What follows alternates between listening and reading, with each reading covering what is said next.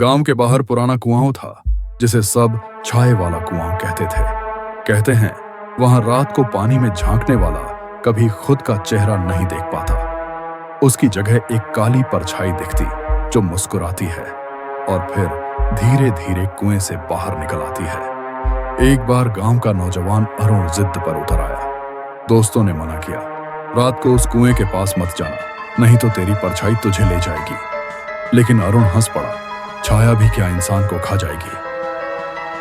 आधी रात को वह लालटेन लेकर कुएं पर पहुंचा। चारों तरफ सन्नाटा था। उसने पानी में झांका और सचमुच अपना चेहरा नहीं दिखा। पानी में एक काली धुंधली आकृति थी जिसकी आंखें लाल अंगारों जैसी चमक रही थीं। वह आकृति हंसने लगी और धीरे धीरे कुएं से बाहर निकलकर जमीन पर खड़ी हो गई। उसकी शक्ल बिल्कुल अरुण जैसी थी, बस बिना पलक झपकाए खून में भीगे हुए होंठों के साथ। अरुण पीछे हटना चाहता था मगर छाया ने उसका गला पकड़ लिया। अब मैं असली हूं और तू बस परछाई।